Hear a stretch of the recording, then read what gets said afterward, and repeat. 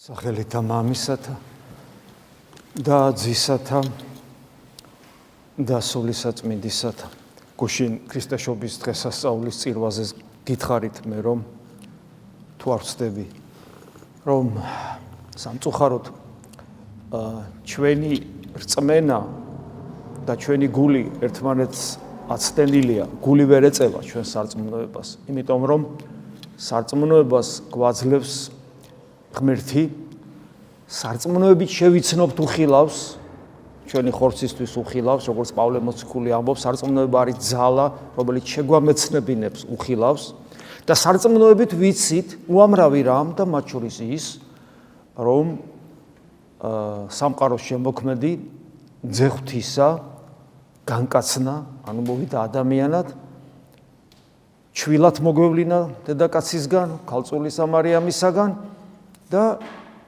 ეს რა თქმა უნდა უდიდეს სიხარულის მომნიჭებელია, იმიტომ რომ ჩვენთან არის ღმერთი ჭეშმარიტად, მაგრამ ჩვენი გული ვერ ამ რწმენის შესაბამის სიხარულს ვერ განიცდის, ამიტომ დღესასწაული რაღაც ისე გულის მიღმა ჩაივლის ხოლმე. ზოგადად როგორ არ გვიხარია და ზოგადად ყოველთვის გვიხარია და ამიტომაც მოვდივართ და ყოველ წირვაზე მოვდივართ, მაგრამ აი ის სიხარული რომელიც შეესაბამება იმ ცოდნას, რომ ღმერთი ადამიანად მოვიდა, ამ შესაბამისი განცდა ჩვენ გულს არ აქვს.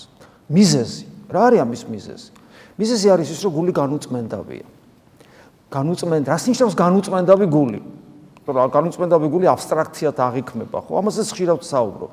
განუწმენდავი გული ნიშნავს იმგვარ გულს, რომელიც ღვთისნების მატარებელი არ არის, რომელიც ღვთის ნებით არ ცხოვრობს, რომელსაც ურჩევნია საკუთარი ნებით იცხოვროს.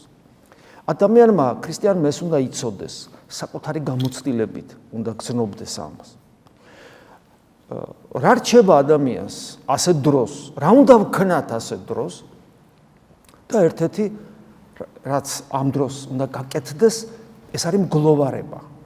გახსოვთ ამაზე ჩვენ ვისაუბრობდით წინა შეხვედრებზეც, მგლოვარებს, ადამიანი მგლოვარებს, იმიტომ რომ გული ვერ განიცდის იმას, რაც არსებობს ნამდვილად, რაც მე ვიცი და ვერ განიცდის იმიტომ რომ ცოცხალი არ არის იმისთვის, რისთვისაც გული შექმნილია, ანუ მკვდარია. და აი ჩვენ წინ ხედავ, ჩემ წინ დადებულ ჩემსავე გულს, ანუ გულში ამ შემთხვევაში ანატომიური გული არ იგულისხმება, ეს არის ჩვენი მისტიკური სიღრმე, ანუ სულის ის საიდუმლოებრივი მხარე, რომელიც ესე ჩვენს გრძნობის ორგანოებს არ ემორჩილება, ვერ ხელს ვერ მოკიდებ, მაგრამ ჩვენ გრძნობთ მას, რომ ის არის მკვდარი და ჩვენ ვგლოვობთ საკუთარ მკვდარ სულს. გესმით? აი ეს მგლოვარება ადამიანს თუ აქვს და აქვს გულწრფელად, იმიტომ რომ ვიღაც კი არ აძალებს, გინდა თუ რა იგლოვეო. იმიტომ რომ მე მინდა რომ განვიცდიდე იმას, რისიც მწამს, მთელი სისავსით. და არ გამოდის. ხო და აი მგლოვარებს ადამიანი ამ დროს. და როცა ადამიანი ამას გულწრფელად აკეთებს, როცა ადამიანს ეს მართლა აწუხებს, უფლისაგან საჩუქრდება ნუგეშინის ცემით. ნეტარიყვნენ მგლოვარენი გულითა რამე თუ გინი ნუგეშინის ცემულიქდნენ და მერე გახსოვთ ისააკასურთან, დღესაც ისააკასურის 21 სიტყვის გაგრძელება მოგიტანეთ, რას ამბობს ისააკასური. ეს ნუგეშინის ცემა როგორია? რა იქნება ნუგეშინის ცემა? ამას ეს იცის მხოლოდ იმან, ამბობს ისააკასური, რომელიც ნუგეშინის ცემული ყოფილა ამ დროს, გესმით? ეს მხოლოდ გამოცდილებით შეიმეცნება. და აი ჩვენ 21 სიტყვას ვაგრძელებთ, კითხვა არის ესეთი, კითხვა სვავს. რა უნდა მოიმოქმედოს მან, ანუ ადამიანმა, ვისაც მუდმივად მგლოვარების მდგომარეობაში ყოფნა არ ძალუც. კითხვას აჩენს, მგლოვარება ხანდახან არ უნდა მქონდეს? სულ უნდა მქონდეს? დავსვათ საკითხი ესე, თუ შენ გინდა რომ სულ ღმერთთან იყო, მაშინ მგლოვარებაც სულ უნდა გქონდეს. იმიტომ რომ სულ ღმერთთან ყოფნა ვისაც უნდა, ის სულ გრძნობს რომ ვერ არის ღმერთთან. ვიღაცამ შეიძლება თქვას რომ მე არ მინდა სულ ღმერთთან ყოფნა. კი ბატონო. მაგრამ რა არის სასუფეველი?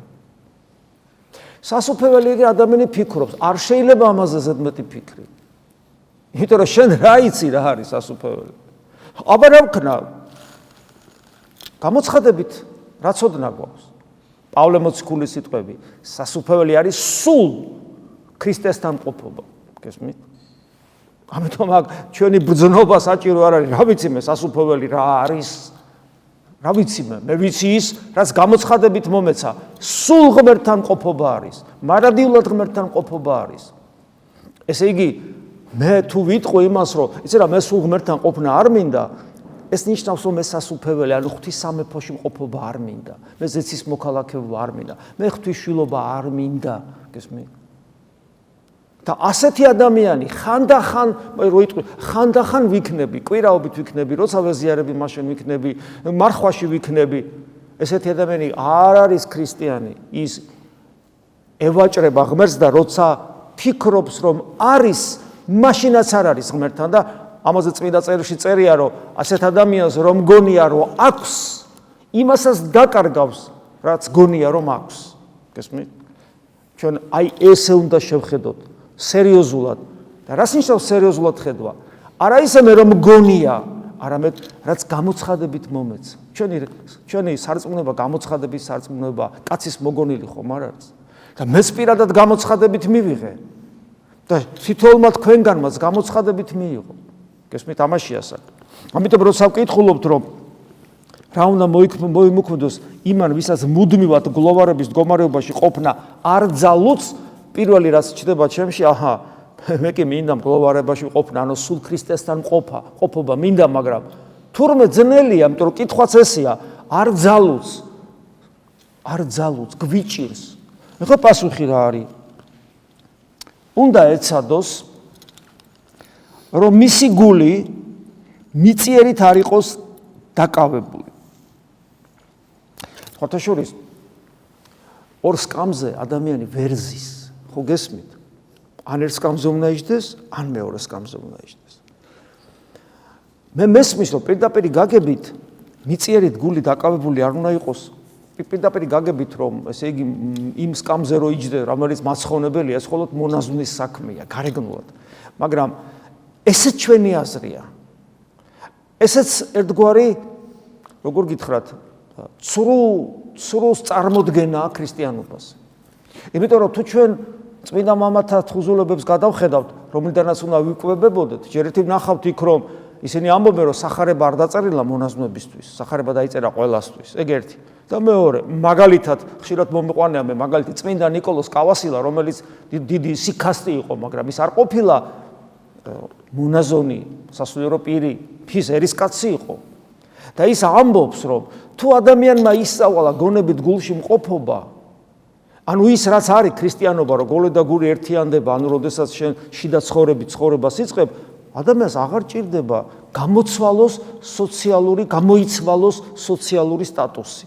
როგორც ხარ ეგრე შეგიძლია იყო, სადაც ხარ, რასაც აკეთებდი, რასაც მოქმედებდი, როგორც მსახურებდი. გესმით? მაგრამ თუ ადამიანმა ეს მოახერხა, რომ გონებით გულში იმყოფება, მისი ნებისმიერი საქმიანობა, როგორც უფლის საქმიანობა რო იყო, როცა ის ხელოსნობდა, ნებისმიერი საქმიანობა უფლისათვის შრომად იქცევა. ჩვენ უნდა ვისწავლოთ, ვიცხოვროთ ისე, რომ უფლისათვის ვიშრომოთ. ამიტომ ასეთ დროს ადამიანი შეიძლება იყოს ხელოსანი, შეიძლება იყოს მუსიკოსი, შეიძლება იყოს მინისტრი, შეიძლება იყოს მუშა, შეიძლება იყოს რაღაცა ხელოვანი მეცნიერი, არ აქვს მნიშვნელობა. შეიძლება უბრალოდ დიასახლისი იყოს, მაგრამ შეიძლება ყანაში თოხნიდეს, არ აქვს მნიშვნელობა. მაგრამ ამ დროს ამის პარალელურად მისი გული მიწიერით არ იყოს სავსე. გესმით? ეს არის შესაძლებელი და ეს არის ქრისტიანობა. ეს უნდა ვისწავლოთ. და ამიტომ ამბობს ზუსტად, უნდა ეცადოს, რომ მისი გული მიწიერით არ იყოს დაკავებული. ამისთვის უნდა გაიწთონ, ეხლა რა გავაკეთო, რომ მიწიერით არ იყო დაკავებული. უნდა გაიწთნას ღვთაებრივ წერილთა შემეცნებაში, აქ გულისხმობა წმინდა წერილის და წმინდა მამების თხზულებებით, გაიწთნას. ანუ მუდმივად უნდა კითხულობდეს. და ჩვენ ხშირად გვითხავს, რომ დღეში რომ 15 წუთი დაუთმო, რა არის 15 წუთი? როცა რამდენ დროს ისევ კარგავ. ეს 15 წუთი ჩაუგდებლად წლების განმავლობაში ჩაუგდებლად აღსრულებული უდიდეს ნაყოფს მოგცა. ამისთვის უნდა გაიწვნას ღვთაებრივი წერილთა შემეცნებაში, მათში დამარხული აზრის აღმოკითხვა გაგებაში, ანუ უნდა გააზრებულად იკითხოს, არა ისე ფორმალურად, არამედ ყოველ სიტყვას უნდა გამოეძიებდეს, ანუ თავისი ინტელექტუალური რესურსიც უნდა ჩართოს. რაც მისგან და ასეთი სიღრმისეული ანალიზი წმინდა ტექსტებისა რას აკეთებს? მისგან ამაო აზრებს და გულის სიტყვებს განდევნის და გონებას ღვთაებრივ აზრებში ატყოვებს. გესმით? აი ამაო აზრები და გულის სიტყვები. ადამიანს ძალიან ტანჯავს გულის სიტყვები. გულის სიტყვების უკან დგას ეშმაკი და თავიდან უხეშად ატყვილებს. აი მაგალითად ადამიანს ეტყვის რომ წადი რა ძმაკაცებს წადი და იქეიფე. აუ კარგად გამოვა ქეიფი. მე რომ წირვაზე იყავი დღეს ასწავლე ხა წადი და აი კარგვინოს დალევ. ანუ მეგობრებთან წასვლა კი არ იგრძალება ან ღვინის დალევა. გულის სიტყვა მდგომარეობს იმაში რომ იქ უნდა დათვრეს. ეს არის უხეში ჩარევა ეშმაკისა და ადამიანს თუ გამოცდილება ძალიან დაბალი აქვს, ძალიან ადვილად ტყვილდება და აღტკინებული. აი ამ მომავალი სიმთვრალის განცდით გარბის და პირველსავე სუფრაზე მთელ ამ 40 დღიან მარხვას წყალში ყრის დათრობის გამო.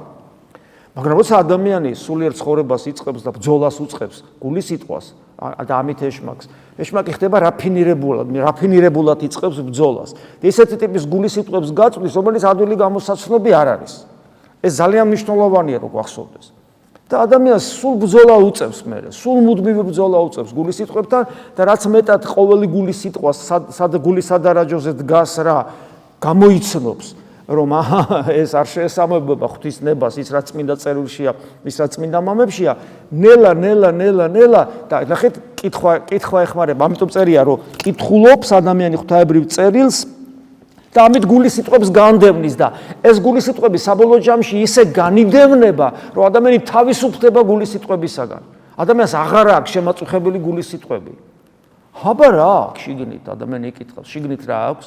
ღვთის დიდება, მოუკლებელი ლოცვა და შემეცნების რესურსების გამოყენება ისე, როგორც ჩემს პიროვნულ არჩევანს ჭირდება. თუ მინდა რაღაც ამოცანა გადავწყვიტო, ჩემს შემეცნების რესურსებს ვიყენებ იმ ამოცანის გადასაჭრელად მაგალითად. მაგრამ არ ვაძლევ უფლებას, რომ მანმე მიკარნახოს და წარმართოს ჩემი ცხოვრება უცნაური რაღაც აზრები და გულის სიტყვებით, რომლის წარმომავლობა თითქმის 100% დემონურია, გესმით? მე ვარ აქტიური და არა აზრი, რომელიც ჩემში ჩდება. გესმით რა შეასახმე? და მეტიც, რაც მეტად გავივსები ღვთაებრივი აზრებით, გულის სიტყვებით ჩემში შეწყდება.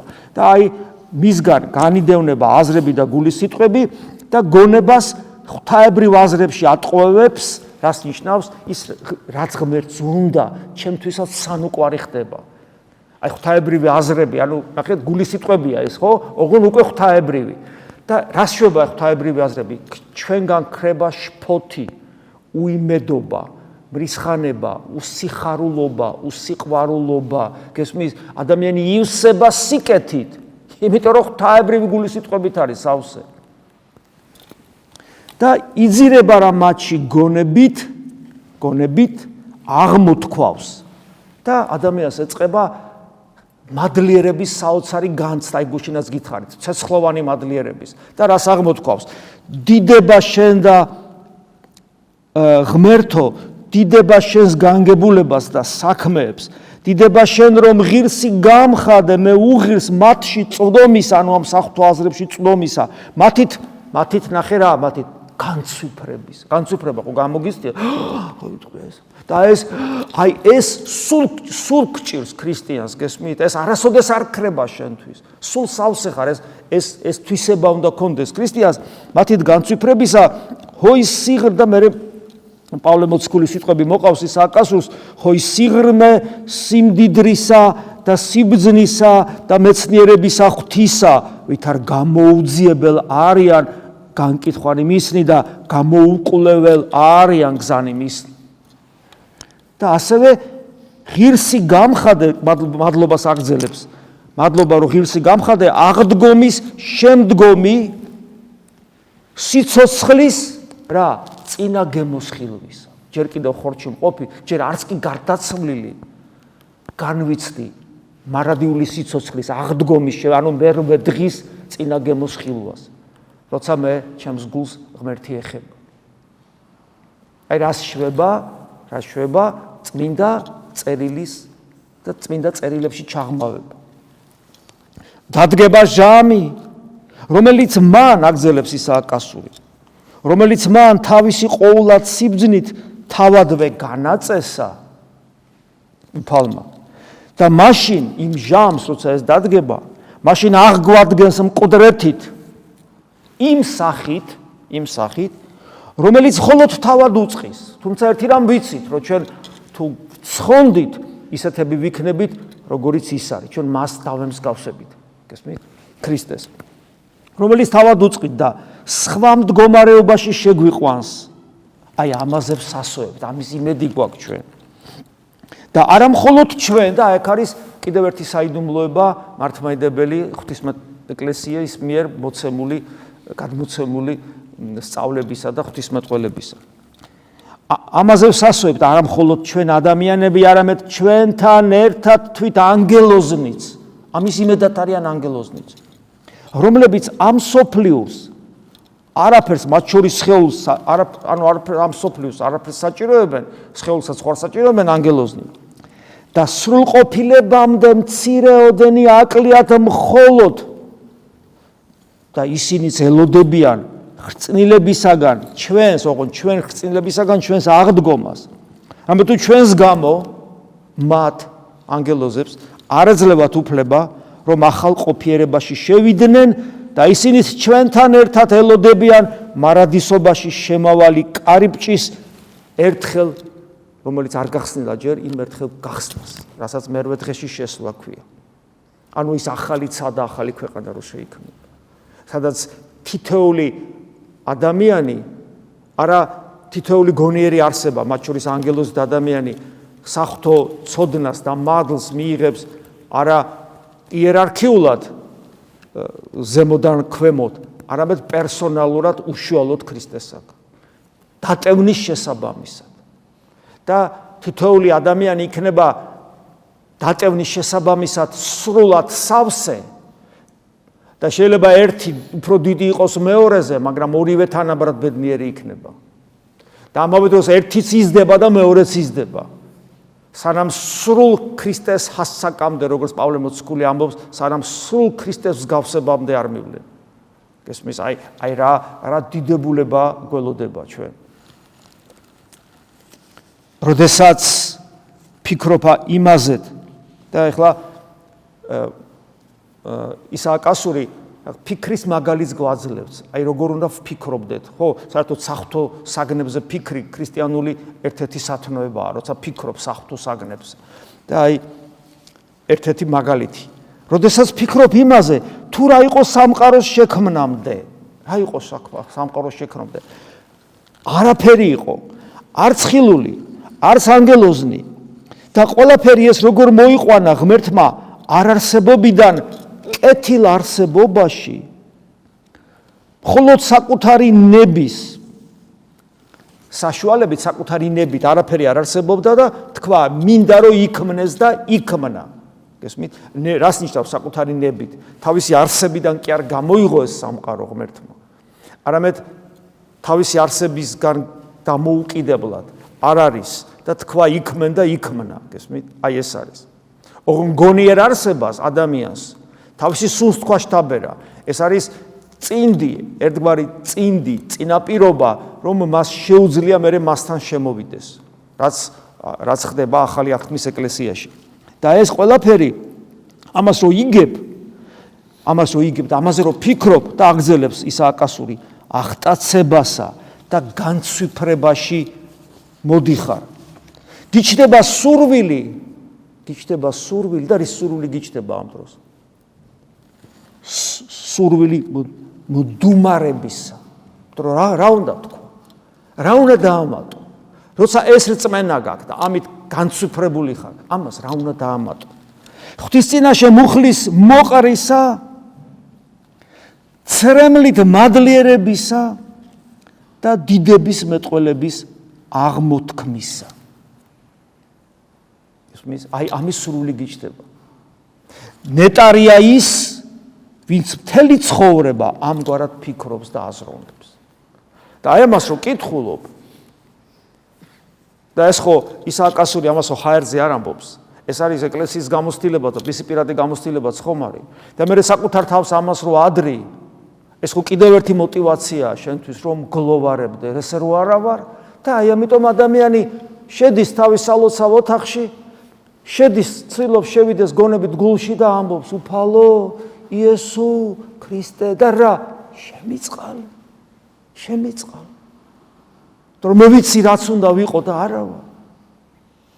და თუ ადამიანი გულმოდგინედ მიზანსწრაფულად ასე ცხოვრობს, დადგება წამი ჩვენ ცხოვრებაში, როცა დაიწყება ჩვენი გულის ნუგეშინის ცემა.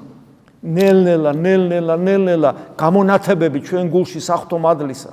ნელ-ნელა განცდა იმ დიდებულებისა, რასაც ეკლესია გვასწავლის, რაც რწმენით ვიცით, იმის შესაბამისი განცდის ესეთი გამონათებები გაჩნდება ჩვენს გულში. და ჩვენი სულიერი ცხოვრება ერთ დიდ დღესასწაულად გადაიქცევა. შეგვეწიოს უფალი. ამინ. მადლი უფლისა ჩვენისა იესო ქრისტეს და სიყვარული ღვთისა და მამის და ზიარება სულისა წმინდისა იყოს თქვენ ყოველთა თან. ამინ.